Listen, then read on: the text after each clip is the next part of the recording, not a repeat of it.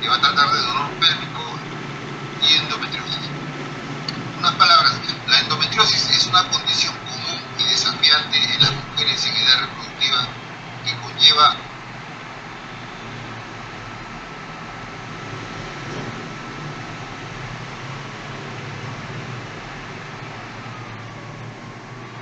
alto costo individual y social.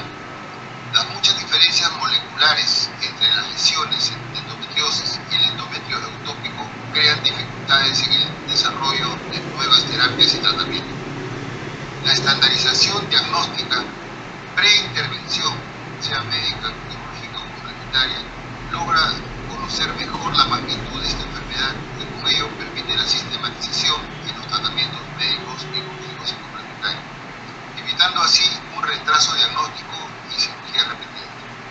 La cirugía sigue siendo el estándar de oro para el diagnóstico definitivo, pero debe sopesarse frente a riesgos de morbilidad quirúrgica y posibles disminuciones de la reserva ovárica, especialmente en el caso de los endometriosis. Agradezco de antemano a los profesores aquí presentes para actualizarnos y colaborar con nosotros en la lucha contra esta enigmática enfermedad.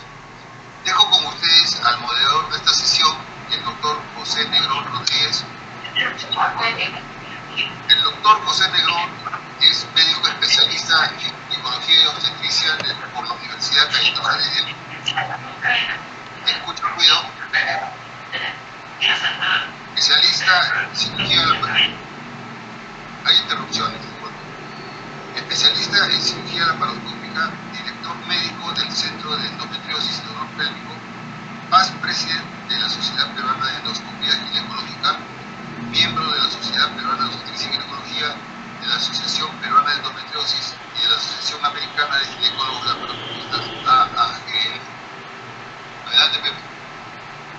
Buenas tardes, estimados colegas que están asistiendo al Congreso Internacional de la Sociedad Peruana de Obstetricia y Ginecología. En esta tarde se va a desarrollar un simposio sobre dolor pélvico y endometriosis.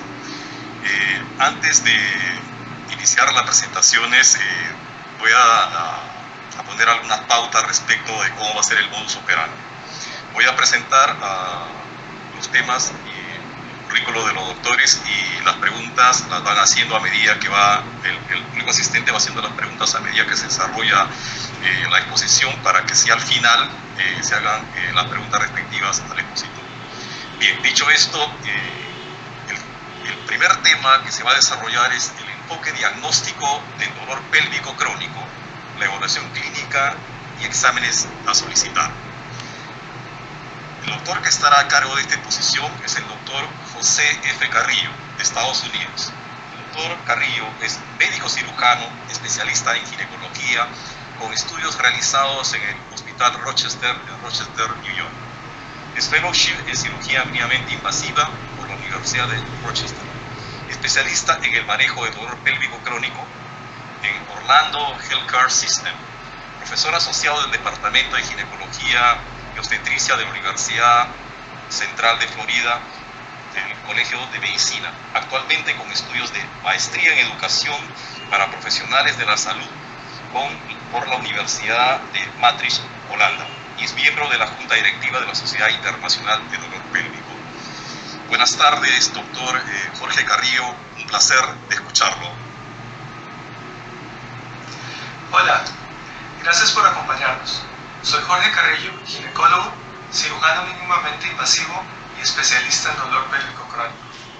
Espero la siguiente charla sea de su agrado. Y hoy vamos a hablar sobre cómo hacer un enfoque integral a pacientes que sufren de dolor pélvico crónico.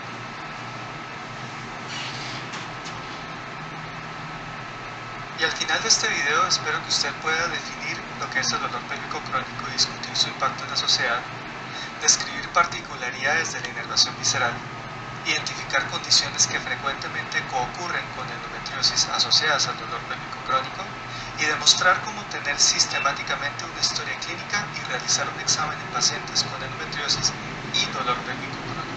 Pero antes de empezar, quiero presentarles a Sandra, una paciente de 50 años que llega a su consultorio con dolor pélvico. Y le dice antes de empezar la entrevista: solo quiero dejar de saber que usted es el doctor número 12.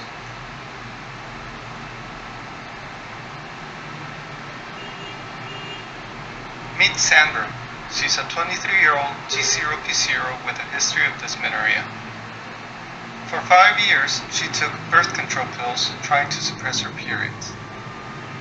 As time went by, her symptoms progressed, and now she's 30 years old with severe dysmenorrhea not responding to birth control pills. She had a laparoscopy which revealed stage 3 endometriosis and had a levonorgestrel IUD placed.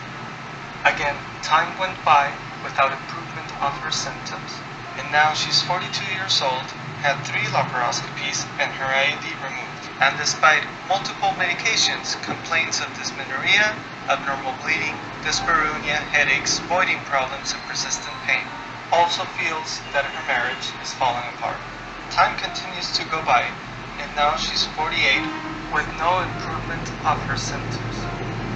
At this point, she was offered a total hysterectomy and bilateral oophorectomy, which she accepted.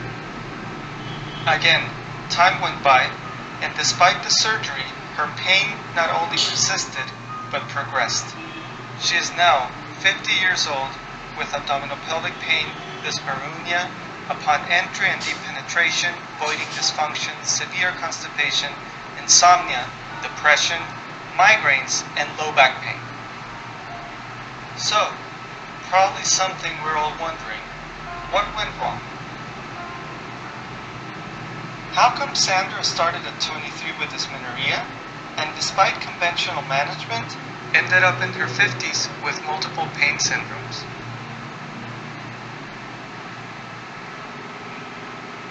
Y es así como estamos frente a Sandra en nuestro consultorio, con más de 20 años de dismenorrea, poshisterectomía y salpingoforectomía bilateral, y con un dolor que ahora es persistente y constante, en la cual se siente constantemente distendida con náuseas, estreñimiento, urgencia y frecuencia para orinar y dispareunia, con insomnio y con historia de fibromialgia, depresión y PTSD.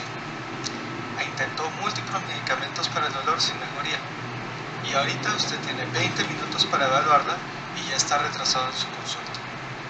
Y la paciente viene con un uranálisis que es negativo y una ecografía transvaginal que también es negativa. Y seguramente ustedes han tenido pacientes como Sandra, y seguramente cuando uno las ve, uno queda con cierta incertidumbre, inseguridad, y no sabe muy bien lo que hacer. Es más, hasta a veces les aseguro que pensará uno: bueno, pero ¿qué voy a hacer para ella si ya no tiene un útero, si ya no tiene sus ovarios? Y al final, esa es la pregunta del millón: ¿qué puedo hacer yo como ginecólogo para ayudar a Sandra? Pero no se preocupen, para eso estamos hoy acá, para juntos aprender y para juntos hablar sobre qué podríamos ofrecer a estas Sandras que vienen y nos visitan en nuestro consultorio buscando respuestas. Y este libro tiene 4 capítulos. Empezamos por el primero. El dolor pélvico crónico es definido según Aycock como un dolor originado de estructuras y órganos pélvicos, típicamente por más de 6 meses, asociado a consecuencias negativas de nivel cognitivo, conductual, sexual y emocional, y asociado a síntomas sugestivos de disfunción urinaria, sexual, intestinal, de piso pélvico, miofacial o ginecológico. Ahora, ellos hacen la aclaración que cuando el dolor es cíclico, es considerado una forma de dolor pélvico crónico si se presenta con consecuencias negativas cognitivas, conductuales y o emocionales. Ahora, hay que aclarar que para the International Association for Study of Pain, los 6 meses de duración de dolor pélvico no son un requerimiento para iniciar la evaluación del manejo, ya que si existe la presencia de efectos significativamente negativos a nivel cognitivo, conductual, sexual o emocional, o si existe sensibilización central, el dolor debe ser tratado como crónico. Entonces, esa temporalidad de 6 meses hay que manejarla con pinzas. Y es importante entender el dolor pélvico crónico, ya que tiene una prevalencia muy similar a condiciones frecuentemente encontradas en pacientes en la población general, como asma, migrañas y dolor lumbar. Y hablando de números, se estima que el dolor pélvico crónico afecta a cerca del 26% de la población femenina a nivel mundial, representa 1 a 3 de cada 10 visitas al ginecólogo, representa hasta el 20% de las urgencias ginecológicas, hasta el 40% de las laparoscopías por ginecología, en Estados Unidos hasta el 12% de las histerectomías, y al año en Estados Unidos se hacen por lo menos entre 40 y 50 mil histerectomías. Cerca del 40% de estas pacientes carecen de atención médica y menos del 5% tienen acceso a especialistas. Ahora, si miramos una de las condiciones ginecológicas más frecuentemente asociadas a dolor pélvico crónico, endometriosis, los números no son para nada alentadores tampoco, ya que primero que todo endometriosis es una enfermedad frecuente que puede afectar entre el 6 y el 10% de mujeres en edad reproductiva. Pero lo difícil de entender es que pacientes con endometriosis pueden demorarse entre 6 y 10 años, desde el momento en que los síntomas empiezan hasta establecerse un diagnóstico. Desde la perspectiva del paciente, desde el desarrollo de síntomas hasta buscar apoyo médico hay un promedio de 3.8 años. Y desde el punto de vista médico, desde buscar el apoyo médico hasta establecer un diagnóstico, el retraso usualmente puede ser entre 3.7 y 5.7 años. Y este retraso se debe a muchos factores, pero uno de ellos importantes es la presentación clínica de la endometriosis. Y el dolor en la endometriosis se presenta de diferentes maneras. Se presenta como dismenorrea hasta en el 60% de los pacientes, dolor pélvico no cíclico hasta en el 60% de los pacientes, dispareunia hasta casi un 50% de los pacientes, ya sea por una masa anexial, dolor lateralizado, hasta un 20% de los pacientes, disquesia o disuria. Es más, frecuentemente es una combinación de todos los anteriores descritos. Y cabe notar que hay estudios que estiman que entre el 70 y el 87% de pacientes con dolor pélvico crónico pueden tener endometriosis. Pero es muy importante aclarar que la endometriosis rara vez se presenta como una condición única causante de dolor pélvico crónico. Usualmente está asociada a problemas musculoesqueléticos, gastrointestinales o vesicales. Y este preámbulo es muy importante, ya que la primera visita con pacientes que sufren de dolor pélvico crónico es fundamental para su tratamiento y su manejo futuro. Hay estudios que han investigado la expectativa versus lo que es la realidad de estos encuentros clínicos con estas pacientes. Y usualmente una paciente con dolor pélvico crónico que llega a la visita por primera vez desea ser referida como un individuo por parte de las enfermeras y del cuerpo médico. Desea sentir que su dolor es tomado seriamente y desea recibir una explicación de su condición. Al mismo tiempo desea recibir tranquilidad y escuchar que su dolor pélvico crónico no está solamente en su cabeza, que es algo que frecuentemente se le dice a estas pacientes. Y muy importante, asegurarse que no es algo que la va a matar, que no es algo que sea maligno. Pero desafortunadamente la realidad es otra. Estas pacientes usualmente se sienten aisladas socialmente, se sienten invalidadas por el cuerpo médico y sienten actitudes de menosprecio por parte del personal de la salud. Actitudes estas influenciadas por factores sociales y culturales, los cuales debemos rechazar y cambiar. Y es que todos sabemos lo complejo que es la inervación abdominal, pélvica, tanto como somática, y ni hablar de la visceral. Y es que si analizamos los que vemos pacientes con dolor pélvico crónico, tenemos que considerar estructuras no solamente viscerales, sino somáticas y neurológicas. Porque como sabemos, el dolor es de dos tipos, nociceptivo y neuropático. El nociceptivo resulta de la lesión o del daño de un tejido no neurológico, el cual puede ser o visceral o somático. Visceral, pues proveniente de los órganos que están en el tórax, el abdomen o la pelvis, y somático, aquellos que vienen del músculo, hueso, ligamentos o piel. Ahora, el dolor neuropático, que puede ser o central o periférico, viene de la disfunción o un cambio patológico en un nervio. Y lo importante es que estos dos tipos de dolores, nociceptivo y neuropático, pueden resultar en un fenómeno que se llama sensibilización, el cual puede ser o central o periférico, en el cual hay un aumento en la respuesta o una disminución en la inhibición de ese estímulo nociceptivo de la periferia o a nivel del sistema nervioso central, perpetuando así el ciclo de dolor. El dolor visceral tiene unas características particulares. Primero que todo, no viene de todos los órganos viscerales. Segundo, no siempre está vinculado a una lesión visceral como tal. Usualmente es descrito como un dolor que es difuso y pobremente localizado y es referido a otros lugares del cuerpo. También usualmente lo describen acompañado de reflejos motores y autonómicos como náuseas, vómito, dolor lumbar en tensión. Las respuestas del dolor visceral son más lentas y duraderas y usualmente es un dolor que es intermitente con episodios agudos de dolor intenso alternado con periodos de menos dolor. Y muchas de estas ambigüedades en la presentación clínica son debidas a un par de fenómenos que son particulares del dolor visceral. El primer fenómeno se llama el fenómeno de convergencia viscerosomática, y esto es lo que explica el dolor visceral referido, ya que hay sensaciones de dolor que viajan alejadas del lugar primario del origen del dolor. Es un estímulo nocivo visceral, el cual activa el dolor referido a estructuras somáticas. La lesión somática e inflamación visceral pueden alterar el procesamiento central de sensaciones viscerales y somáticas como tal. Y este es un ejemplo gráfico en el cual ustedes pueden ver que la víscera, que está con un proceso patológico, envía la señal a un nivel particular de la médula espinal, el cual coincide con una neurona que está yendo a inervar una región somática, lo cual es activada debido a este estímulo visceral. Y hay estudios que han investigado esta relación viscerosomática, en donde se han encontrado patrones referidos de dolor, por ejemplo, cuando se afecta el ovario o las trompas de falopio con el nervio hipogástrico o el inguinal, o por ejemplo, cuando hay una afección a nivel del segmento del útero o del cuello uterino con el nervio pudendo. Y así como hay un fenómeno de convergencia viscerosomática, existe uno de convergencia viscerovisceral, o se llama también visceral cross-sensitization. En esta, la transmisión del estímulo nocivo del órgano pélvico afectado pasa a una estructura adyacente normal, produciendo cambios funcionales. Usualmente se encuentra entre sistemas gastrointestinales, genitourinarios y reproductivo. Y la convergencia ocurre vía mecanismos periféricos y centrales.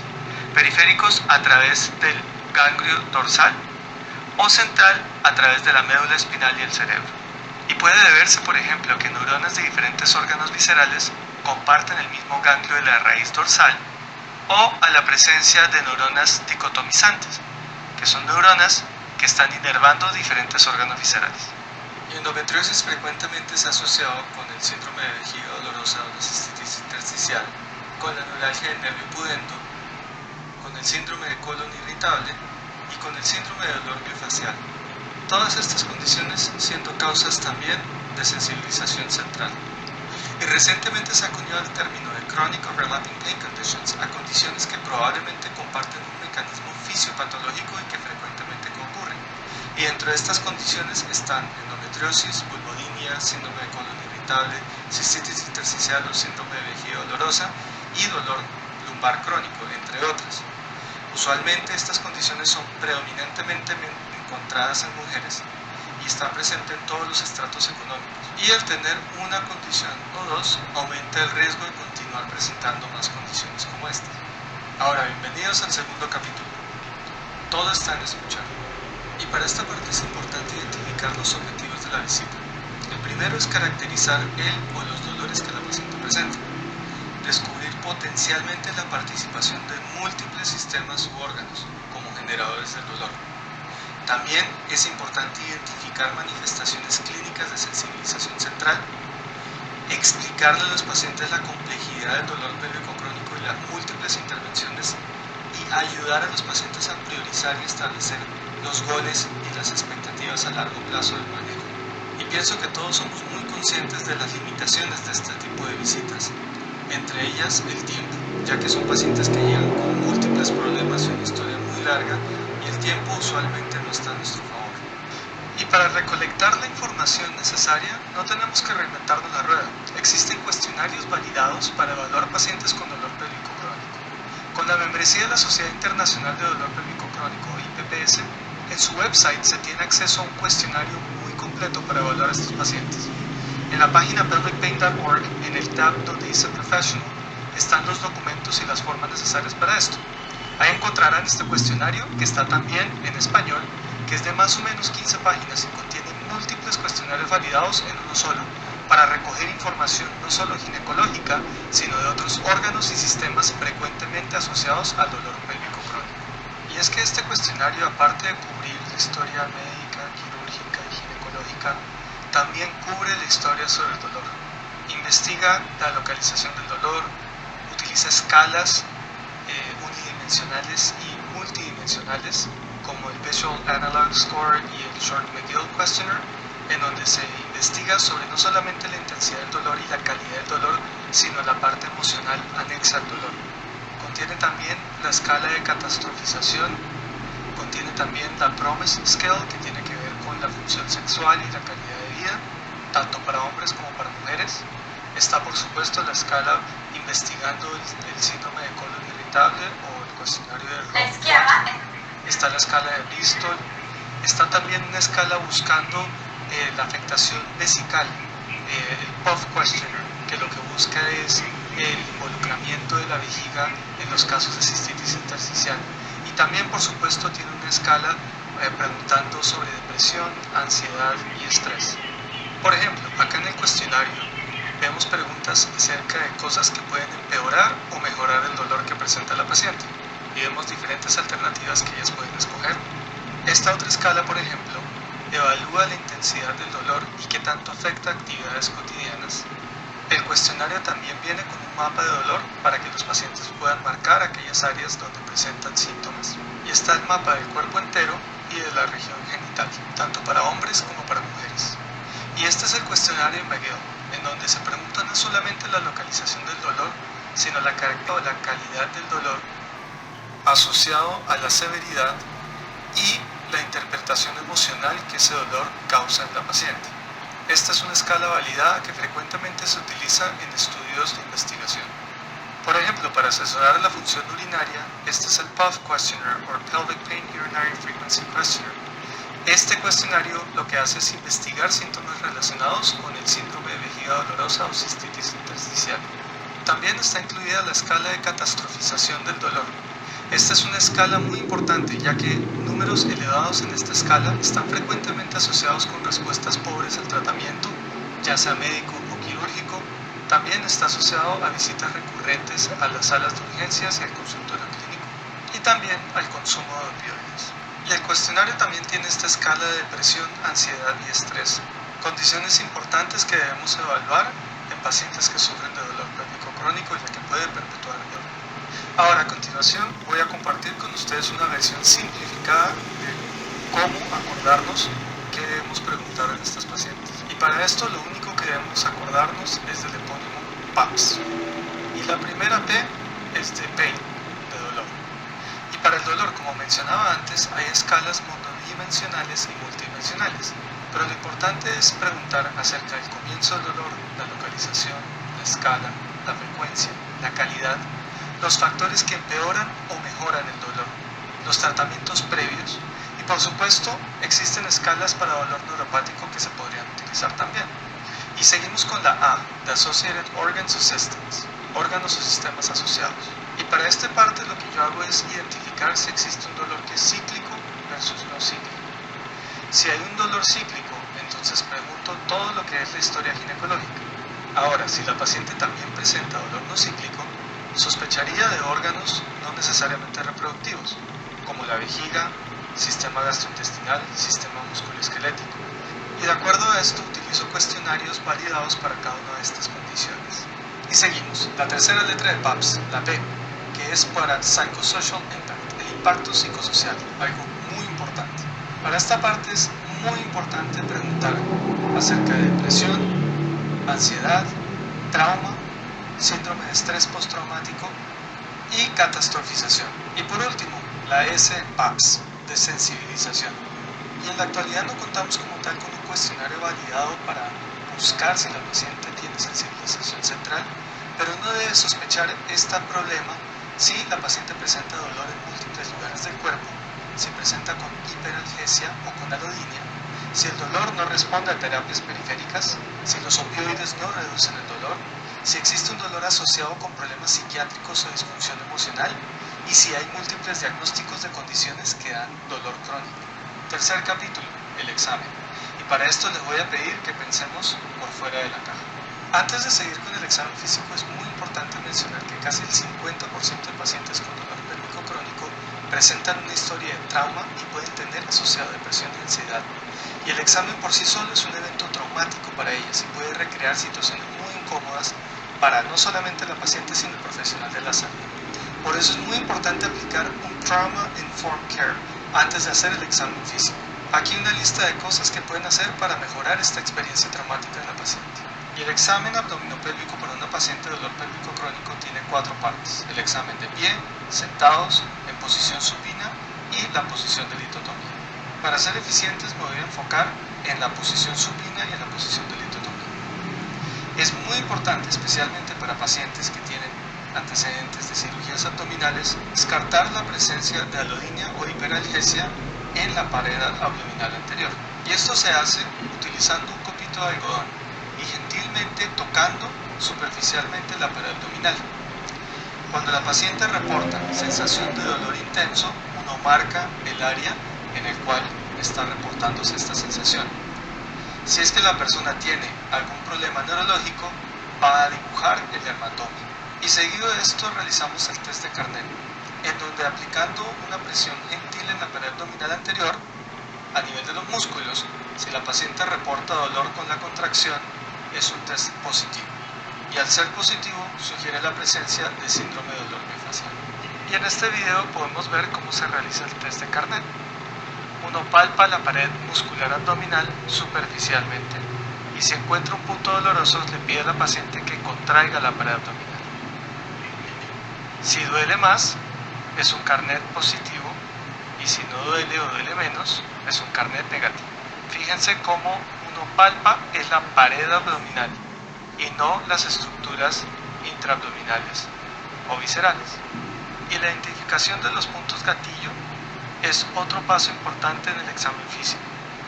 Un punto gatillo es un nódulo marcadamente doloroso a la palpación en la pared abdominal o en cualquier superficie muscular. Usualmente el punto gatillo está asociado a dolor referido, a disfunción motora y a síntomas autonómicos. Un punto gatillo puede directamente contribuir a desarrollar amplificación central del dolor. Identificar puntos gatillos es algo que puede ser muy útil, ya que después podríamos ofrecer un procedimiento que se llaman inyecciones de punto gatillo. Y la identificación de los puntos gatillos se hace con 1 o 2 dedos, deslizándolos sobre la pared abdominal, tratando de identificar esos puntos dolorosos o nodularidades. Hablemos ahora del examen en litotomía. El examen debe empezar con una inspección muy detallada de la piel de los órganos genitales externos, incluyendo los labios mayores, menores, el clítoris y toda la región perineal. Después de esto, usando un copito de algodón, chequeamos la función sensorial de la región perineal, incluyendo los labios mayores, menores, el clítoris, la región perianal, la vulva, la zona vestibular y el introito vaginal. Buscamos zonas de alodinia y examinamos los dermatomas de esta región. Cuando uno examina los músculos del piso pélvico, es importante tener en cuenta que el examen se debe hacer con un solo dígito. Y la mano derecha chequea los músculos del lado derecho de la paciente y la mano izquierda o el dedo izquierdo van a chequear los músculos del lado izquierdo de la paciente. Utilizando un reloj como un patrón de distribución, el examinador puede palpar el músculo elevador del ano deslizando el dedo de 3 a 5 y de 7 a 9 en la pared inferior y lateral de la vagina. El músculo pubococcígeo puede palparse de 7 a 11 en el lado izquierdo y de 1 a 5 en el lado derecho, aproximadamente a 1 centímetro del introito. El músculo coccígeo se puede palpar identificando la espina ciática y deslizando el dedo hacia medial, hacia el sacro. Se va a sentir una banda triangular muy fuerte. Ese es no solamente el músculo coccígeo, sino el ligamento sacroespinoso.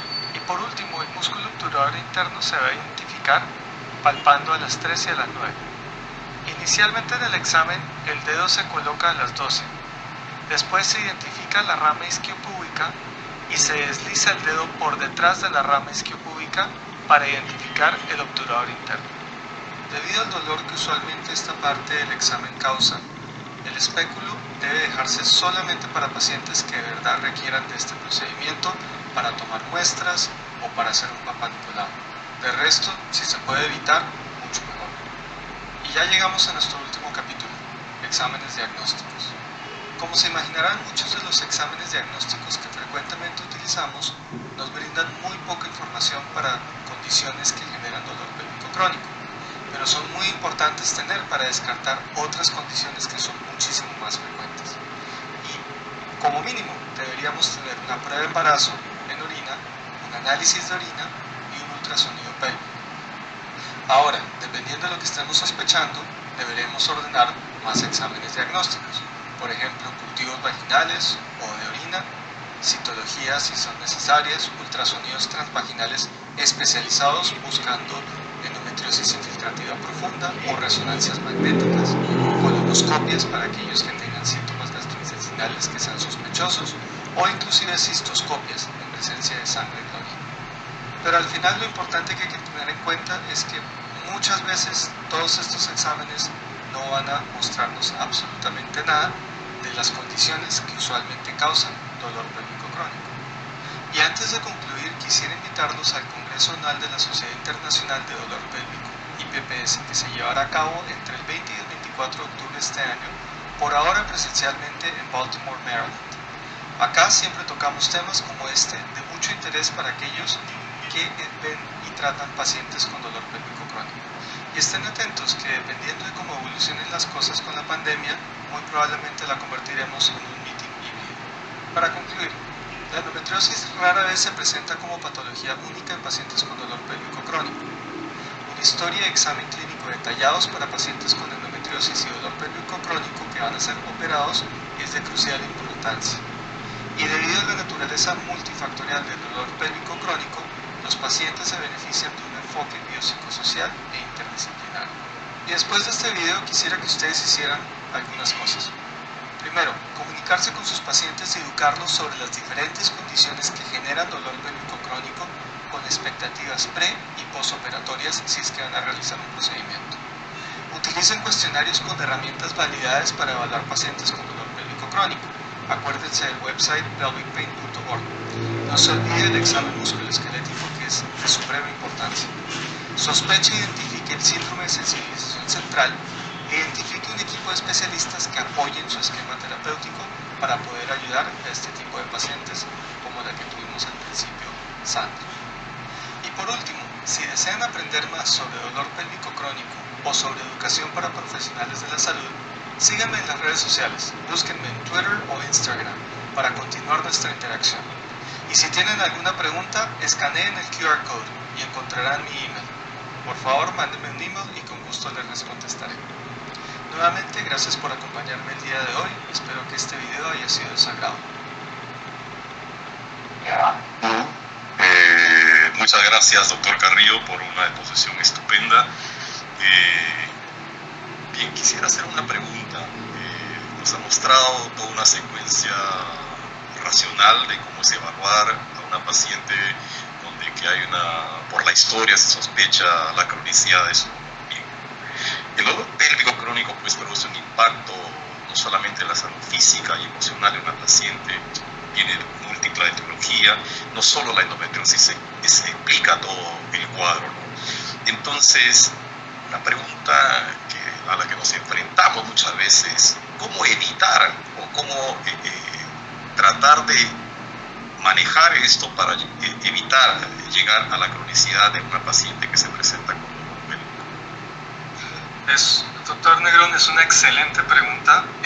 Me parece es debido a que es importante identificar todas las condiciones en un momento oportuno, ya que como mencionaba yo en el video, muchas de estas condiciones van a ocurrir a medida que más pasa el tiempo. Y es una cosa característica de las condiciones que ocurren, ese síndrome de Chronic Overlapping Pain Syndrome que yo mencionaba, de endometriosis vulvodynia. Hay una cosa particular con todas esas condiciones, es que a medida que la paciente tiene más de una condición, aumenta el riesgo de presentar más con el tiempo.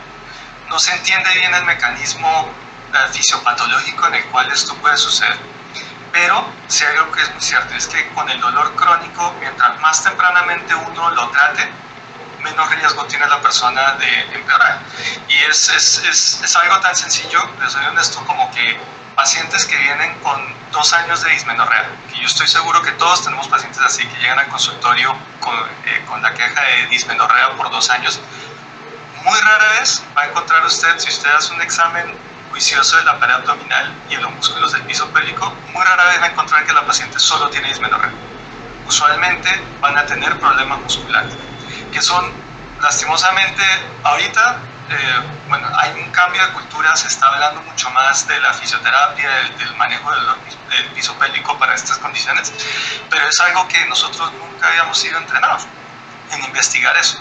Y la idea es que tenemos que ser un poco más proactivos en buscar estas otras condiciones. Entonces, yo recomendaría, para contestar su pregunta, es buscar condiciones que frecuentemente se asocian con dismenorrea, que es usualmente por lo que la paciente viene a consultar.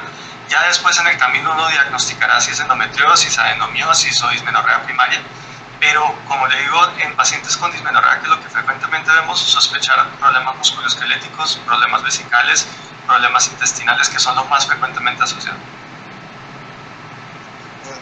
Siguiendo en el tema, ¿no? Habitualmente los ginecólogos que podemos estar dedicados o no al manejo de esta condición, muchas veces por cuestiones personales o por la visión que uno tiene respecto de cada paciente no pregunta. Y usted lo ha mencionado ahí en su vídeo sobre los antecedentes. Hay data que nos indican que, por ejemplo, cuando hay agresiones sexuales en las niñas, generalmente tienen una mayor probabilidad de presentar este cuadro a medida que van avanzando en la edad. Entonces, creo que podría ser parte de interrogatorio en este grupo de pacientes, la parte de la anamnesis. Si bien es a veces un poco incómodo, pero de todas maneras debemos enfocarlo en la medida que uno va teniendo, en la medida de la anamnesis, y investigando estos datos. Quisiera saber su opinión. Sí, no, definitivamente. Pacientes que sufren de dolor pélvico crónico y en general, pacientes en general, casi hasta un 40% de pacientes tienen una historia de trauma. Y trauma puede ser representado de 1000 maneras, ¿sí? Puede ser trauma infantil, puede ser abuso sexual, puede ser abuso emocional, ¿no? Puede ser producto de violación, puede ser producto trauma obstétrico. Bueno, hay una cantidad de situaciones que pueden generar trauma en la persona. El problema de tener ese historial de trauma es que el trauma genera ansiedad, ¿sí? Y genera situaciones en el cual ese trauma se puede recrear, lo que genera una producción alta de cortisol y de una cantidad de hormonas que al final lo que hacen es afectar también cómo se percibe el dolor. Entonces, no es solamente que la persona con trauma, por el trauma automáticamente va a presentar dolor pélvico crónico, no, es que la persona con trauma que tiene, por ejemplo, dismenorrea, que es súper frecuente, va a interpretar el dolor de otra forma totalmente diferente a la persona que no tiene trauma. 100% de acuerdo con usted, el trauma debe ser parte integral de la investigación de una paciente con dolor pélvico crónico o con dismenorrea, que, como hablábamos, son solo 6 meses. ¿Cuántas pacientes tenemos que llegan con, tengo 3 años, 4 años, 5 años con dismenorrea? Y a veces nos olvidamos de preguntar eso. ¿Por qué? Porque si uno no trata activamente esos eventos traumáticos y no intenta como balancear la parte mental y emocional de la paciente, los problemas van a seguir porque el dolor se va a seguir interpretando como es. Y hay formas no medicamentosas en las cuales ese trauma se puede intentar mejorar, ¿no? Pero es un punto clave y por eso hay una diapositiva y que yo sé que la pasé un poco rápido por cuestiones de tiempo, pero si tienen acceso al video les recomiendo que vean la lista donde hablo de Trauma Informed Care. La lista, eso es muy importante, aplicar eso con esos pacientes. Estupendo, doctor Carrillo. Realmente ha sido un placer escucharle. Por razones de tiempo voy a pasar a la siguiente presentación y ha sido realmente un placer estar con usted. El gusto ha sido mío, gracias. Igual. Gracias. Bien, después de la primera presentación vamos ahora con el tema del manejo del endometrioma en medicina reproductiva. Para desarrollar este tema tenemos al doctor Ricardo Loré de Mola de Estados Unidos. El doctor Loré de Mola es profesor de cátedra y director del Departamento de Obstetricia y Ginecología de la Escuela del Sur de Illinois. Es fundador y director médico del Centro para la Fertilidad y Fecundación in Vitro de ISAIU, vicepresidente de la Asociación Latinoamericana de Medicina Reproductiva ALBER y jefe de la sección de Illinois del Colegio Americano de Obstetricia y Ginecología. Doctor Loré de Mola, escuchamos su presentación. Buenos días o buenas tardes. De nuevo un saludo desde Estados Unidos y muchísimas gracias por la invitación de la Sociedad Peruana de Ginecología y Obstetricia para hablar un poco sobre el manejo de los endometriomas. No tengo ningún conflicto de interés, solamente que soy cirujano y por tanto opero, y creo yo que es un conflicto de interés también. Vamos a hablar de la patofisiología del endometrioma, favor y contra de la cirugía y las terapias médicas y los efectos a la reserva ovárica, y vamos a mostrar un árbol de toma de decisiones. Hay que recordar que el endometrioma no es un verdadero quiste.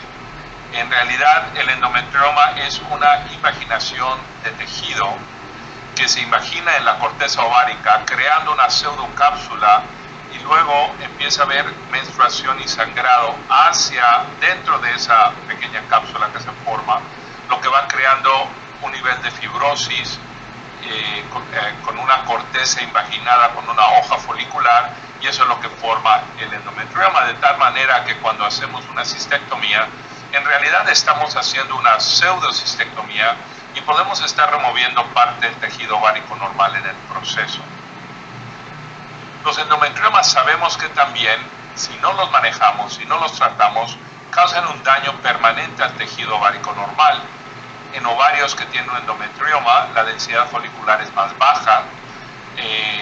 Los endometriomas tienen hierro, especies de oxígeno reactivo, enzimas proteolíticas, moléculas inflamatorias, en concentraciones muchísimo más altas que lo que ocurre en sangre, y esto puede causar en parte el daño ovárico que observamos. Existe también un cambio en la circulación ovárica intersticial y se aumenta la resistencia al flujo sanguíneo en esos ovarios por Doppler.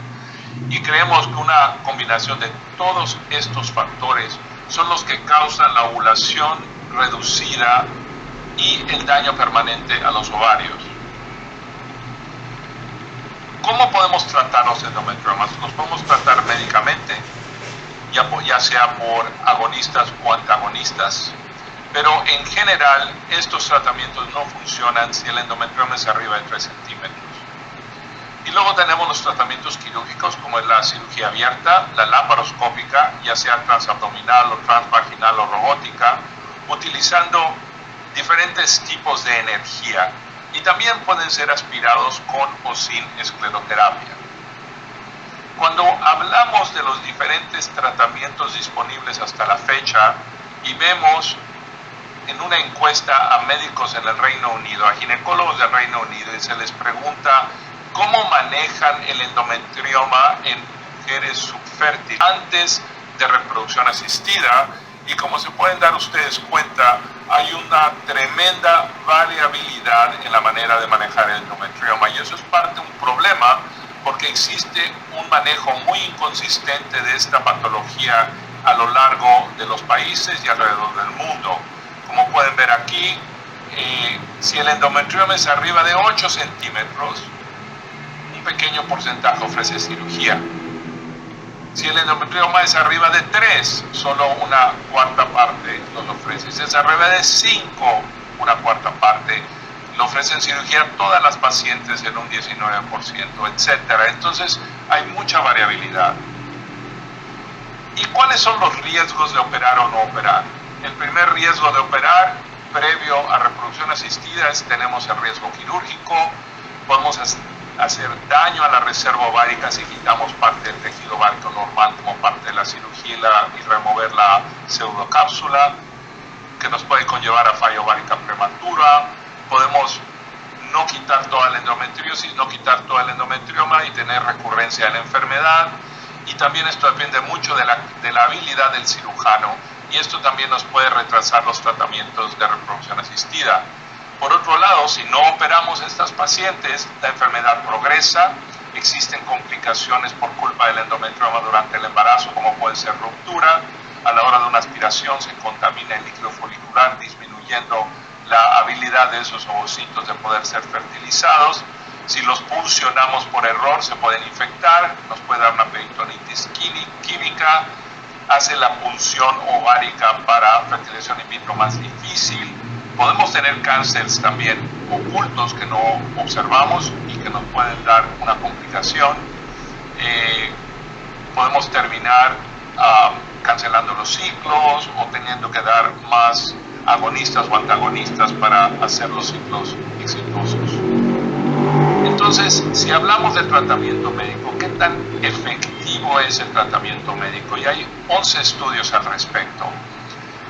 Si utilizamos terapia médica solamente, nos damos cuenta que las tasas de embarazo no van a mejorar. Y esto es particularmente cierto si los endometriomas son arriba de 3 centímetros de diámetro, de tal manera que realmente no hay un beneficio en la terapia médica. ¿Y qué pasa si combinamos la terapia médica con terapia quirúrgica al mismo tiempo y no hay suficiente evidencia que la terapia médica asociada a cirugía mejora ya sea la calidad debido a las tasas de embarazo de pacientes? Entonces el tratamiento prequirúrgico para endometriosis con agonistas no parece ser de gran valor. También los endometriomas pueden ser aspirados o drenados. Existen muchos estudios retrospectivos al respecto donde se ha hecho una aspiración con drenaje con o sin escleroterapia. El problema de esta modalidad de tratamiento es que todos los estudios son retrospectivos, de grupos pequeños, con seguimiento corto, y existen muchas complicaciones alrededor de la aspiración transvaginal con escleroterapia que de alguna manera no hacen que esto sea un tratamiento ideal para este tipo de pacientes y no es recomendable. ¿Qué pasa si tratamos los endometriomas con un tratamiento conservador sin reproducción asistida? Bueno, todo parece indicar que los estudios no randomizados sobre remover o excisionar la cápsula del endometrioma en contra de simplemente una aspiración, la tasa de embarazo mejora de un 60% al remover el endometrioma contra un 23% de pacientes que solo son drenados los endometriomas. En pocas palabras, podemos tener un nacido vivo adicional por cada 2.7 pacientes que son tratadas. De tal manera que la evidencia sugiere que en aquellas pacientes que no quieran hacer reproducción asistida, la excisión del endometrioma da tasas de embarazo mejor que simplemente abrir y drenar el endometrioma. Y cuando nos damos cuenta y vemos los pocos estudios al respecto que son randomizados, nos damos cuenta que si los endometriomas son arriba de 3 centímetros, tratados laparoscópicamente y removemos la cápsula, existe una reducción en la recurrencia del endometrioma, cirugías repetidas, dismenorrea y dolor no menstrual. También nos incrementan las tasas de embarazo espontáneo y existe una mejor respuesta a las gonadotropinas en estas pacientes. Bueno, si vamos a hablar de resecar el endometrioma o hacer una fenestración y drenaje del endometrioma sin fertilización in vitro, simplemente haciendo una coagulación del endometrioma o tratamiento con láser, nos damos cuenta que si hacemos la cistectomía, la tasa de recurrencia a 2 años es significativamente menor que cuando simplemente drenamos. Y de nuevo, las tasas de embarazo son superiores también con la cistectomía. Cuando utilizamos ahora la tasa de fertilización in vitro y nacido vivos en 5 estudios en más de 1000 pacientes, cuando comparamos la resección o la aspiración del endometrioma, o sea, el drenaje del endometrioma, nos damos cuenta que no hay una diferencia en las tasas de nacido vivo, independientemente del tratamiento que utilizamos. En pocas palabras, en una paciente que se decide que se va a hacer fertilización in vitro, el drenaje o la resección son equivalentes. ¿Influye el tamaño del endometrioma? Bueno, en 64 pacientes que tuvieron endometriomas unilaterales, cuando se hace el estudio nos damos cuenta que en los ovarios afectados por el endometrioma hay menos folículos y menos ovocitos aspirados cuando tiene un endometrioma concurrente a la hora del tratamiento en comparación al ovario contralateral sin el endometrioma. Y si es arriba de 3 centímetros, influye esto de una manera significativa. Cuando es menor de 3 centímetros, no parece ser que el impacto sea tan importante. Y de nuevo, de ahí viene la decisión de operar o no operar. Endometriomas de abajo de 3 centímetros no parecen influir las tasas de embarazo. Entonces, vamos a suponer que tiene usted una paciente, tiene un endometrioma de 3 centímetros, decide no operar y decide llevar la fertilización in vitro, la paciente no se embaraza. Repite lo mismo, no se embaraza. Repite lo mismo y no se embaraza. 3 ciclos y no se embaraza. ¿Qué hacemos cuando no hemos operado? Pues todo parece indicar que cuando se hacen 3 ciclos de fertilización in vitro en estas pacientes cuando tienen endometriomas no tratados, que después de 3 ciclos fallidos la tasa de embarazo no es buena, de tal manera que en esas pacientes que se decide no operar, probablemente la cirugía fuese beneficiosa en esos casos. Y existe un estudio muy interesante publicado en Israel, en Fertility and Sterility ya hace 4 años, de un grupo de pacientes con estadios 3 y 4 de endometriosis, la mayoría nulíparas con infertilidad de 4 años o más, que se hicieron de manera conservadora más de 6 ciclos de fertilización in vitro donde la paciente no se embarazó. Todas estas pacientes eran sintomáticas para endometriosis, se les lleva a todas a cirugía y se hace un tratamiento quirúrgico agresivo donde estas mujeres, un 42% de ellas después de la cirugía, tuvieron una tasa de nacido vivo bastante razonable, con 9% de esas pacientes que tuvieron embarazos espontáneos y todas ellas que concibieron lo hicieron después de fertilización in vitro, de tal manera que en aquellas pacientes donde los tratamientos conservadores con fertilización in vitro no funcionan, después de 3 ciclos fallidos, todo parece indicar que estas pacientes se benefician de cirugía y tiene que ser una cirugía agresiva, una cirugía hecha por gente que está acostumbrada a manejar este tipo de casos y donde un manejo multidisciplinario es muy beneficioso para las pacientes. Bueno, entonces vamos a hablar un poco más sobre los endometriomas y la hormona antimülleriana. Como ustedes saben, la hormona antimülleriana es uno de los indicadores de función ovárica. Esto es particularmente importante en pacientes a las cuales se les piensa operar y ese siempre ha sido uno de los miedos del manejo del endometrioma. En más de 968 pacientes con endometrioma en comparación a 1.800 que no tenían endometrioma, nos damos cuenta que la hormona antimülleriana en pacientes antes de operarse es más reducida. Cuando comparamos en pacientes con endometriomas y ovarios normales, nos damos cuenta que las pacientes con endometriomas tienen hormona antimülleriana más baja y también cuando comparamos con un quiste ovárico contralateral, las pacientes con endometrioma tienen niveles mucho más bajos. Lo que quiere decir que el endometrioma en sí daña el ovario, daña la función ovárica, daña la vascularidad y muy probablemente esa sea una de las razones por las cuales tiene una fertilidad reducida. ¿Qué es lo que pasa después de hacer una cistectomía? Cuando vemos estudios en este tópico, cuando se hace la hormona antimülleriana antes de la cirugía al mes y a los 6 meses, nos damos cuenta que la hormona antimülleriana basal es más baja en pacientes con endometriomas. Cuando los endometriomas son bilaterales, los niveles son todavía más bajos y en pacientes cuando son operadas, los endometriomas reducen la reserva ovárica al primer mes y vemos que se caen los niveles de antimülleriana al mes postquirúrgico.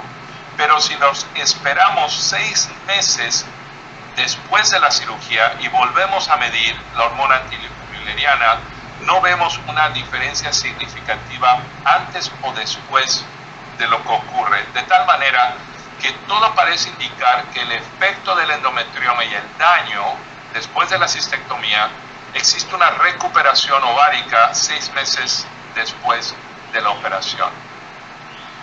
Pero existe evidencia que estamos removiendo parte del tejido ovárico normal, y en este estudio de Román nos demuestra del punto de vista patológico cómo podemos remover tejido ovárico normal a la hora de la cistectomía. Pero de nuevo, cuando vemos el efecto de la hormona antimülleriana, nos damos cuenta de que existe una caída importante al mes, pero después de un año existe una recuperación de la hormona antimülleriana. ¿Y qué es lo que está ocurriendo? Estas pacientes probablemente se les hace la cistectomía, existe un daño, muy probablemente un daño vascular a los ovarios, donde es el grupo de pacientes que muy probablemente reducen su fertilidad, pero las pacientes donde se hace la cirugía de manera correcta, cuando no se hace un daño vascular, cuando se manejan los tejidos de una manera adecuada, va a existir una recuperación del crecimiento folicular, y estas pacientes pueden mejorar. Entonces, en algunas de estas pacientes, en vez de llevarlas a reproducción asistiva luego, probablemente tenga valor el considerar esperar un poco para que haya algo de recuperación. Entonces, la excisión quirúrgica del endometrioma se asocia a una reducción de los síntomas, reduce los efectos dañinos en la corteza ovárica y una respuesta reducida a la función ovárica. Las pacientes con el manejo expectante tienen una tasa de embarazo más bajo que comparación con cirugía. Además, quitar el quiste reduce el riesgo de torsión ovárica y ruptura del quiste. Hay un mejor acceso a los folículos, prevenimos infecciones pélvicas, disminuimos las recurrencias y va a haber una recuperación de hormona antimülleriana después de 6 meses. En contra de la excisión quirúrgica, sabemos que de entrada esas pacientes van a tener una hormona antimülleriana reducida, pero realmente ese declive de la hormona antimülleriana es la mejor manera de medir esto, o mejor medimos la cuenta de folículos antrales, y todo parece reflejar que la cuenta de folículos antrales puede ser una mejor medida subrogada que la hormona antimülleriana. Si hacemos daño al hilio ovárico, que es donde entran los vasos sanguíneos al ovario, muy probablemente vamos a comprometer la función ovárica de esas pacientes. Entonces, una manera que podemos evaluar a estas pacientes de manera postquirúrgica es hacer una cuenta de folículos antrales que puede ser más fidedigna que la hormona antimülleriana. ¿Qué es mejor? El remover la cápsula o hacer la fenestración y drenaje y una ablación en términos de recurrencia. Lo que el doctor Danés describió en el 96 como un abordaje en 3 pasos. Primero, drenar, abrir laparoscópicamente, drenar, limpiar, observar dentro de la cápsula que no haya evidencia de un cáncer, agonistas por 3 meses y luego reoperar con una vaporización de lo que queda del endometrioma con láser. Y se ha demostrado que esto no afecta la tasa de hormona antimülleriana. Entonces, sería esta técnica quirúrgica, que ya está descrita por casi 30 años, la mejor manera de evaluar y tratar a estas pacientes. Esto me hace pensar en un árbol de toma de decisiones. Entonces, tenemos una pareja infértil. Si tiene un endometrioma de menos de 3 centímetros o de más de 3 centímetros, si es menos de 3, cirugía no es valiosa y se puede proceder a un tratamiento conservador o fertilización in vitro, y mantenemos evaluando a esas pacientes a ver si el endometrioma crece. Si es arriba de 3 centímetros y la paciente no quiere fertilización in vitro y quiere embarazarse de manera natural, remover la cápsula hace sentido porque incrementa las tasas de embarazo espontáneo. Pero si la paciente quiere hacer fertilización in vitro, entonces pasamos a el drenaje quirúrgico de manera laparoscópica. Si la paciente tiene su primera cirugía, no hay diferencias en las tasas de embarazo, ya sea que hacemos la resección de la cápsula o drenaje, entonces el drenaje, ya que no hay diferencia, es una manera más conservadora de tratar a esas pacientes. Y sabemos que esto nos va a permitir mover a esas pacientes a fertilización in vitro más rápido. Si hacemos esto y hacemos 3 ciclos de fertilización in vitro y la paciente no se embaraza, en pacientes sintomáticas con endometriosis severas y falla repetida de fertilización in vitro, creo yo que el manejo endoscópico, agresivo, extenso, efectuado por un equipo quirúrgico multidisciplinario, nos puede mejorar las tasas de embarazo, remover lo que tengamos que remover, incluyendo trompas de falopio si están involucradas con endometriosis, y luego repetir la fertilización in vitro. De tal manera que tenemos que tomar en cuenta como conclusión que la vida de la paciente va a continuar más allá de tener un bebé. Entonces tenemos que tener la discusión con la paciente con el manejo quirúrgico a corto y largo plazo. ¿Qué es mejor? ¿Remover la cápsula, drenar o no hacer nada? Pues todo depende del objetivo de la paciente. Pero tenemos siempre que recordar que independientemente del tratamiento que escojamos con la paciente, que el endometrioma, si no lo removemos, no va a desaparecer, va a crecer y nos puede dar complicaciones y eventualmente vamos a tener que hacer algo. De nuevo les doy las gracias, agradezco muchísimo su atención y la invitación para estar con ustedes en Perú y espero que la próxima vez sea en persona. Muchísimas gracias. Muy bien, muchas gracias, doctor Lore de Mola, muy clara su exposición, muy orientadora. Bien, hay una pregunta importante que nos gustaría saber su opinión. Está en relación al tratamiento quirúrgico del endometrioma. ¿Me escucha?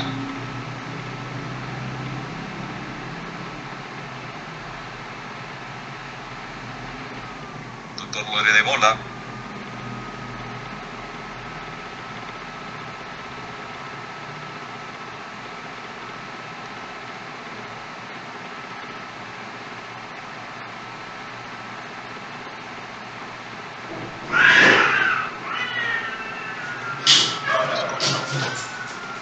¿Ahora sí me escucha? Sí, lo escucho ahora. Ya, magnífico, doctor Lore de Mola. La pregunta está en relación al manejo quirúrgico del endometrioma.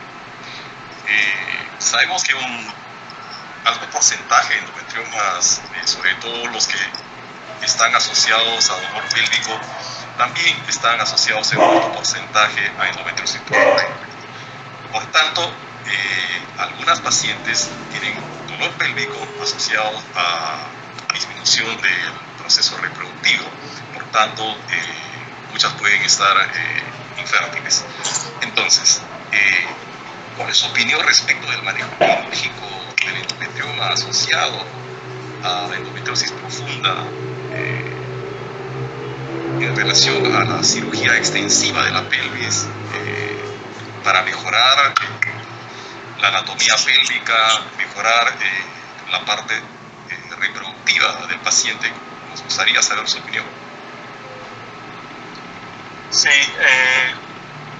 tenemos evidencia del manejo y de los estudios hechos en Israel y también los estudios publicados por el doctor Pasta con respecto al efecto de la cirugía extensa.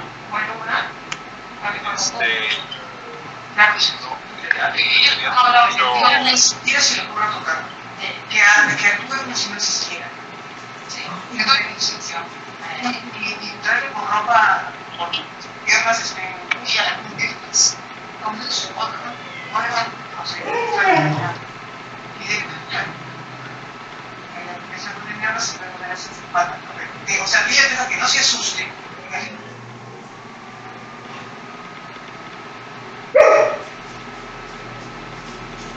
Creo que estamos seguimos con problemas técnicos respecto de la comunicación con el doctor Lore de Mola. Nos gustaría realmente escucharlo, pero la tecnología nos está jugando una mala pasada. Volvemos un poco. Ah, ya, correcto, perfecto, estupendo, entonces ya regresó. Sí, escuchamos. Los estudios publicados en Israel y los estudios publicados originalmente del índice de endometriosis del doctor Pasta, publicados ya hace casi una década, nos hablan de que la normalización de la anatomía mejora las tasas de embarazo. Entonces, el manejo extenso, agresivo, en pacientes con endometriosis profunda, nos mejora las tasas de embarazo y podemos restablecer la anatomía normal.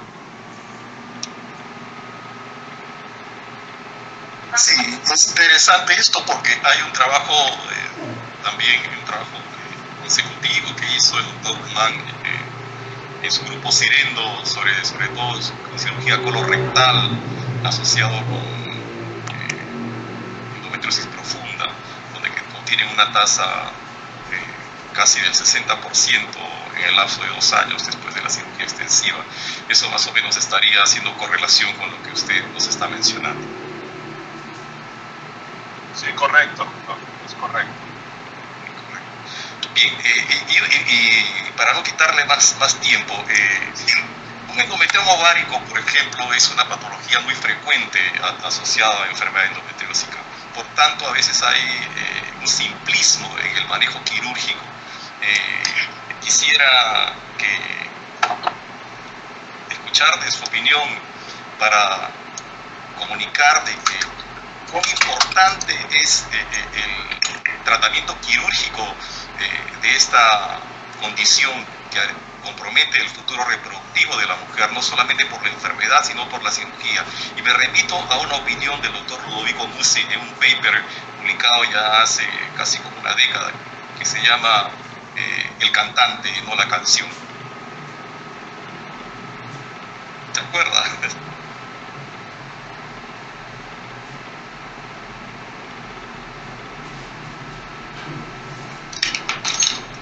Disculpe, doctor, pero en realidad se está cortando muchísima la comunicación y me ha sido difícil realmente escuchar su pregunta.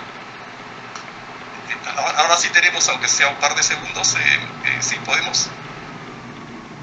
Sí. ¿Aló?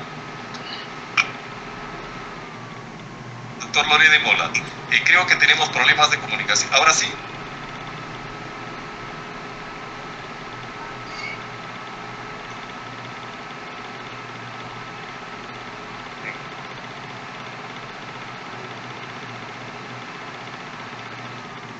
¿Ahora me escucha o no? Sí, le escucho.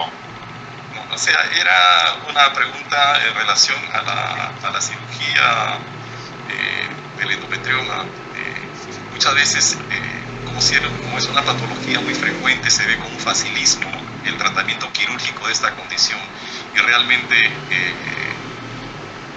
la cirugía a veces puede causar un profundo impacto en el futuro reproductivo de la paciente. Y refería a un trabajo anecdótico del doctor Ludovico Musi, que se refiere en su título, que dice: no es el cantante sino la canción, no es el cantante, no es la canción sino el cantante.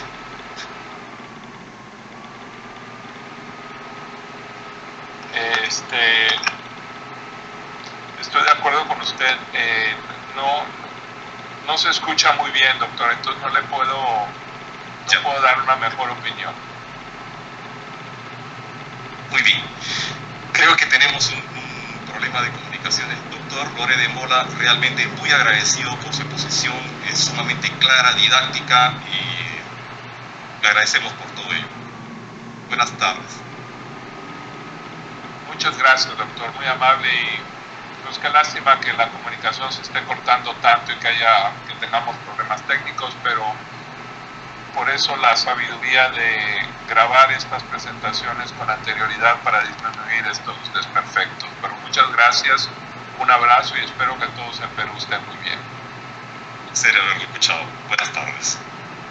Bien, continuando con el simposio, la exposición final estará a cargo del doctor Siana Neshad. Es How to Plan and Do Surgery for Chronic Pelvic Pain. Manejo quirúrgico, planificación de la cirugía, el dolor pélvico crónico. Estará a cargo del doctor Siana Neshad. El doctor Siana Neshad es director del Centro Médico Neshad, es Fellowship Director del Centro de Atlanta para Cirugía Mínimamente Invasiva y Medicina Reproductiva, Director Médico de Educación y Formación y Director de Cirugía Mínimamente Invasiva y Robótica del Northside Hospital, Profesor Adjunto de Ginecología y Obstetricia de la Facultad de Medicina de la Universidad de Emory, editor y jefe de la revista de medicina de Atlanta, past president de la Sociedad de Cirujanos Reproductivos de la Asociación Estadounidense de Ginecólogos Laparoscopistas. Bien, doctor Neshad, escuchamos su presentación. Hello, I am Dr. Siana Neshad from Atlanta, Georgia, and it is my pleasure to be with you today virtually. I've had my best experience visiting you in person and miss our collaboration and camaraderie. Today I would like to talk about endometriosis and endometriosis-related pain. Although it is the surgical approach, the focus, I would like to address the global dealing with this entity. Some of the information I would refer to are from this book, which is available online for free. Of course, I'd like to thank my fellows, Dr. Maria Hincape and also Dr. Hangeling Lu for helping to prepare this presentation. I do work with these companies mainly on education and product development, but no relationship to my talk. The pain and endometriosis goes way back. I would like to refer you to this publication we had with fertility, sterility. Again, it is available free online. And we looked at thousands of years back that women have suffered with endometriosis and pain, and the name of hysterical uterus or hysterus relates to how the disease could drive individuals to insanity. As far as the pain management, although they were telling them get pregnant, or some of them they were just bedridden, and they have tried vaginal injection of various material, including the balls, testicles, and also opium, etc. So the pain goes way back, and as of today, we do not have a definitive approach on how to manage this pain. Our knowledge about the pathway of the pain, however, have advanced. We have been able to find the sources that could contribute to this pain. It could be from the sympathetic and parasympathetic. It has to do with the location of the disease, the amount of inflammation, and even the peritoneal fluid could irritate these pain receptors which they are in the body. And knowing the fact that which nerve has been transmitting this pain, the treatment could also vary. Medical management, unfortunately, as of today, has not had the long-term benefit. As far as the division of the pathway of the pain to the uterus, pelvic sidewall, cervix, tubes, and the ovaries, it varies. It also the surrounding structures such as bladder, bowel, ureter, they could all be affected. The pain starts from the thoracic origin, the nerve pathway starts from the thoracic, but then comes to the sacral, and the branches come all the way to the pelvis. I am not reading you the slides and elaborating on it, as you can either take a picture, it is a recorded, you can watch it, or refer to the references at the bottom of the screen. We have published all these drawing pathway, and they are all free available online. This is publication in Green Journal. One thing that I like to elaborate in the pelvis is a splanchnic nerve that comes from S3, S4, and it contains parasympathetic fibers that joins the hypogastric nervus plexus, and also these pains pathways, they could be throughout the pelvis, lower abdomen, and also the lateral pelvic cycle.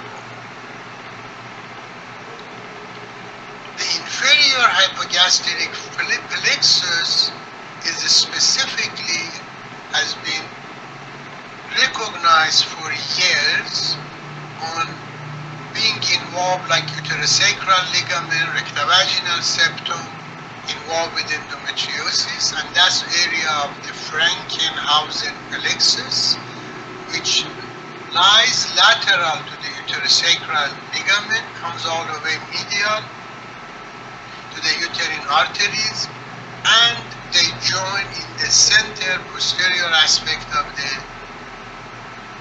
cervix. Therefore, the uteroluna or laparoscopy, uterosacral nerve ablation, or in the beginning, just uterosacral nerve ablation by laparotomy has been going on for years. Unlike the perisacral neurectomy, which is the superior hypogastric nervus plexus transection, the results of LUNA unfortunately have not been for the long-term and good outcome. We will address this a little bit later, but right now I'd like to elaborate also on the part of the peripheral nerve, that they are irritated directly or indirectly by endometrial implant. For example, here you're looking at the right pelvic side wall. You can see variable, different type of the lesion. I hope you can see my clipper. But regardless, this is the ureter, this is uterosacral ligament. These are the atypical red, white, fibrotic lesions. And these endometriotic lesions, they could also create peritoneal fluid, and that peritoneal fluid itself contains nerve growth factors that they could cause pain. Of course, the infiltrative endometriosis could cause nerve injury. Now, on this little slideshow that you can see the endometriosis of the bowel causing stricture, we have endometriosis of the bladder, that here is involved with the appendix, or involved causing partial bowel stricture all the way to the diaphragm, and it goes deeper. This is a partial ureteral obstruction with severe hydroureter. So the pathology, if it involves the other organs, for example on the diaphragm they have shoulder pain, chest pain, or if the ureter they have constant back pain, frequently diagnosed with UTI, or with the bowel they have symptoms of partial bowel obstruction or irritable bowel, etc. So if a patient comes with this variety of the symptoms, we should be cognizant of the possibility of endometriosis. As Dr. Kamran Nejad, my brother, has mentioned, and I like to quote him on that, endometriosis is a whole body disease. Therefore, we have to have approach on dealing with the location and how it affects the treatment. Excuse me.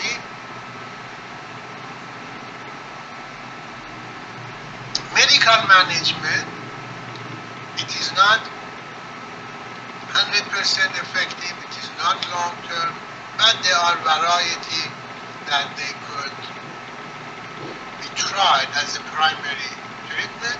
But unfortunately, if there is an infiltrative endometriosis doing medical management, it may delay the diagnosis, it may even lead to silent loss of the function of the organ like the kidneys, etc. Surgical management, it is preferable because we could appropriately diagnose, eradicate the disease, and prevent organ dysfunction. Today, there are a variety of medical managements available. This has been going on for years, and every day there are newer and newer medication are introduced. One thing we need to be cognizant, surgical management, it is not 100%. There is a risk of recurrence, depending on the type of surgery and experience of the surgeon, etc. These are the lists that generally is advocated for medical management, and I can add many numbers to this list. This is the latest one, which is using of cannabis for endometriosis associated pain. This has been growing the last decade, and there are studies that shows there are receptors of the cannabis that they respond, and it helps the endometriotic related pain. As far as the surgical management is concerned, there are a variety of approaches. It all has to do with the location of the lesion, the patient's desire for fertility, of course the surgical skill and availability of proper instrumentation. One thing I like to say, unfortunately there has been too much talk about excision and excision only. I am not a true believer of all the endometriosis need to be excised. Some could be vaporized, which is excision, but with the microsurgical principle. Specifically, it is on the vital organs, or if it is on the tubes, or etc. So vaporization is a form of excision with precision. Goal is to minimize the disease, denervate the area which is affected, restore the anatomy, increase fertility, and prevent organ dysfunction. Of course, when we have appropriate diagnosis, there is being cognizant of potential cancer arising from endometriosis.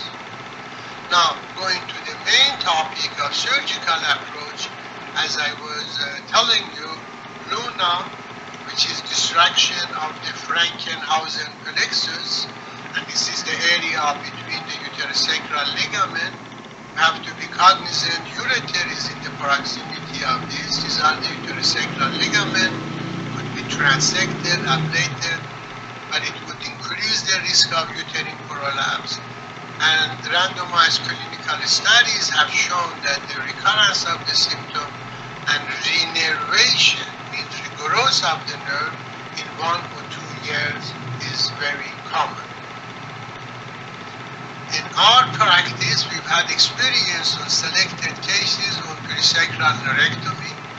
We have reported it since early 90s on doing laparoscopic perisacral neurectomy. But we have to do it properly. The triangle of the code published by the French surgeon showed extensive, or I shouldn't say extensive, showed excellent long-term results. And if you look here, it has to be done properly at this triangle area, which is in between the right and left common iliac arteries, over the left common iliac vein all the way down to this area. And I will show you in the video.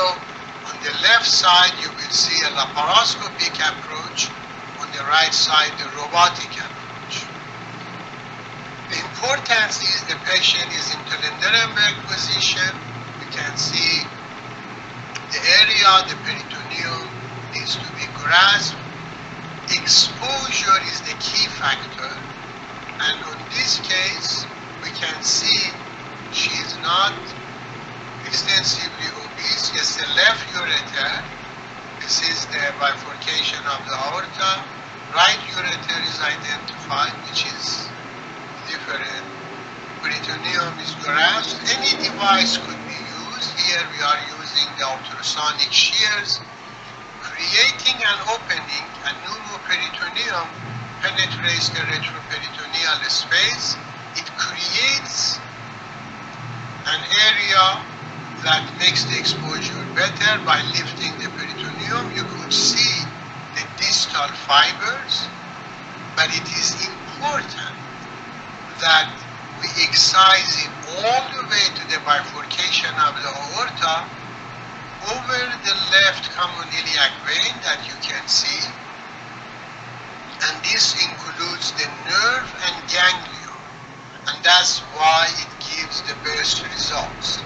So this is by the laparoscopy, and that's what we have published on our long-term result extensive. The next one is the robotic approach. That is the same principle is followed, left, right, and then the peritoneum is grasped inside, and we go forward. Peritoneum is open. You could see the pneumoperitoneum is penetrating and extending. As we are going forward, you could see the plexus is magnified. The robotic has less chances of tremor, and it gives you similar to lymphadenectomy, and then the same results is reached. These videos are available on YouTube. You can refer to it. They are published, and at the bottom of the screen I have a list of all publications. One thing we need to be cognizant about the potential complication, and this is the case of mine, that the left common iliac vein is the thinnest vein in the body. This is an injury to the left common iliac vein, and the best approach is to be prepared. Here we are using the clip, and as I mentioned, the robotic has more advantages because of there is lack of tremor, gives you a little precision. But regardless, these are the potential complications we need to be cognizant of. As far as the organ function, this is a partial ureteral obstruction, that again it could be managed simply laparoscopically to restore the anatomy. This is a partial ureteral resection and reanastomosis. This is a lesion of the rectovaginal septum, and as you can see it here, uterosacral ligament, rectovaginal septum are involved, and we open, restore the anatomy, remove these lesions. The goal is to restore the anatomy, remove the lesion, and avoid collateral injury. So this is the lesion of the rectovaginal septum that, as you can see, it completely affected the inferior hypogastric plexus and going all the way to the vagina, that this patient requires the nodule excised from the rectovaginal septum. Hysterectomy is same for women as a final results. Even in hysterectomy patient, if we leave the ovaries, the risk of persistent pain exists. Even if we remove the ovaries, they are still pain continues and endometriosis could regrow. So, what's the management expectation? We have to take the symptoms seriously. For example, bladder symptoms is not interstitial cystitis, bowel symptom is not irritable bowel, or shoulder pain is not stomach problem or gastric reflux. Endometriosis is whole body disease. We have to give personalized care, explanation of the pain to the patient, and telling them that sometimes the pain may not completely go away. Of course, we have to reassure them. So the best treatment of deep infiltrative endometriosis is surgery, because we would like to restore the normal anatomy. The optimal pain management requires, in the younger patient, if we have it, egg preservation, medical management before the surgery or after surgery, and hormonal suppression is effective.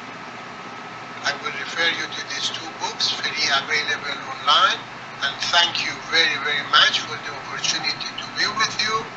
I invite you to visit the endomarch.org. We have presentations, we have publication, and there is a free app that your patients could download, answer the question, and is a non-surgical diagnostic for endometriosis. And thank you again.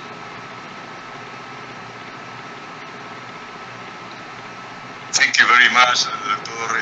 Nishat, for your lecture. One question. Do you hear me?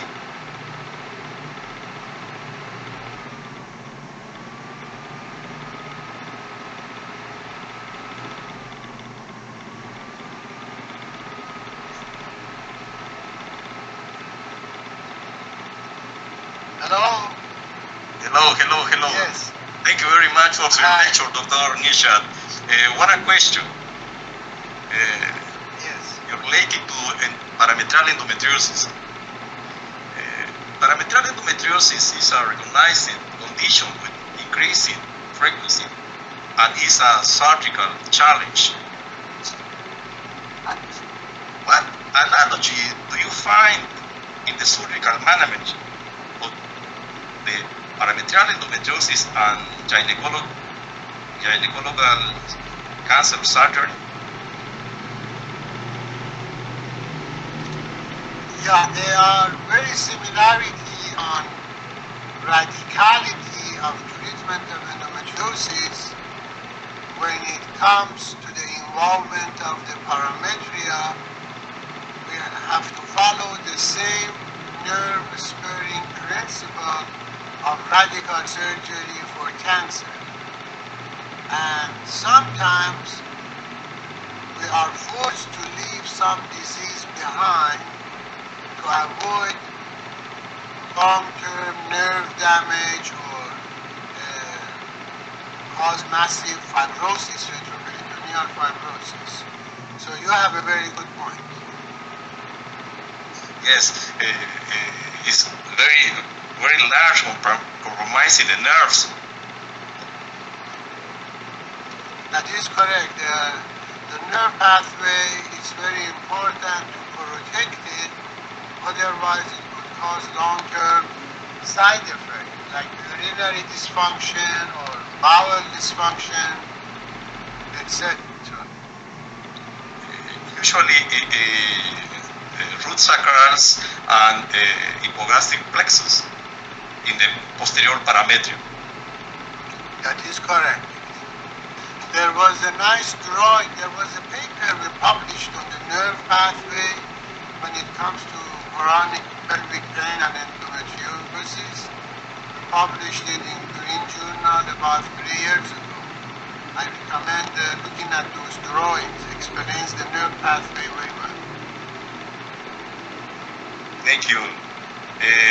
Thank you very much, Dr. Nishat, for your answer. Well, is the end? Thank you. Thank you, my No more pleasure. questions. No questions. Thank you. Pleasure. Thanks. Bien. Terminamos presentación del doctor Siana Nishat, y voy a pasar a la conducción al presidente de la sesión, que es el doctor Jorge Zapata. Gracias.